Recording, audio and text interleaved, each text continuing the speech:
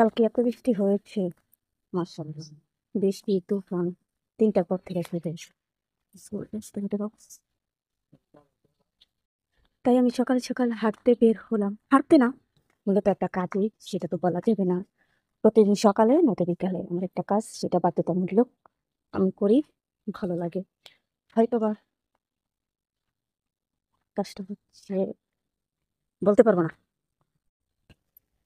Hello everyone, good morning. সবাই কেমন আছেন? আশা করি আলহামদুলিল্লাহ ভালো আছেন। সকাল সকাল এই যে দেখেন মেঘনা নদী, হয়তোবা পুরোপুরি ভাবে দেখা যায় না। মেঘনা নদীটা এই তল্প দেখা যাচ্ছে আমাদের এই জায়গায়। মাঝখানে এগুলো হচ্ছে জমি, যেখানে চাষবাস করে। এখনো দোকান এখনো বন্ধ আছে। সকাল সকাল শুধু আমি হাঁটতে বের হয়ে গেছি। তো বেশি দূরে না, বাড়ির সামনে বের হয়েছি।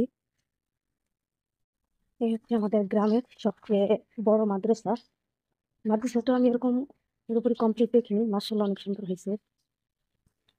অনেকে আমার গ্রাম জানতে চান কোথায়। ঠিক আছে, এই যে আজকে দেখিয়েছিলাম আমার গ্রাম কোথায়। এটা হচ্ছে ফোর্টি ইসলামপুর দাখিল মাদ্রাসা। এখান থেকে দেখা যাচ্ছে মেঘনা নদীটা একদম স্পষ্ট।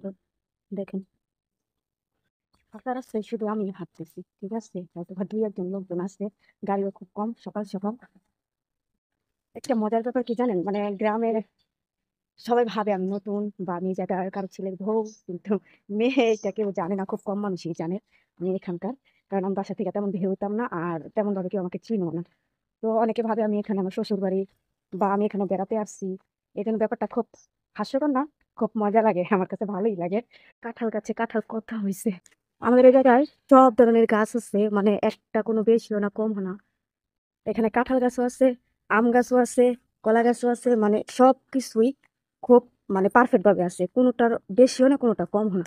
দেখেন মাশাল্লাহ কত সুন্দর, গাছের গোড়ার থেকে কাঁঠাল হয়েছে, দেখতেই খুব ভালো লাগে। হালকার ঝড়ে গাছ ভেঙে পড়ে গেছে, কি পরিমাণ তুফান হয়েছে যা বলার মতো না। একদম সবার বাড়িতে কাঁঠাল গাছ আছে, আম গাছ আছে। আর আমাদের যেহেতু লিচু বাগান অভাব নেই, কিন্তু আমাদের এই জায়গায় নাই, অন্য সাইডে অনেক। আর এই হচ্ছে আমাদের নতুন বাড়ি, জঙ্গল হয়ে আছে, ধরা সম্ভব না ছিলাম এটাকে মেরামত করতে। তো মেরামত করা কোনোভাবেই সম্ভব না পুরুষ মানুষ না থাকলে। মেঘনা নদীটা কত সুন্দর লাগতেছে তাই না, সূর্যটা সকাল সকাল একদম ভোরবেলা।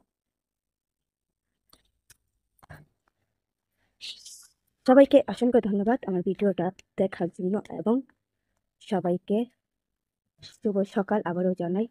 এই পর্যন্ত আমি ভিডিওটা রাখবো, অনেক বড় হয়ে গেছে। সবাইকে টাটা।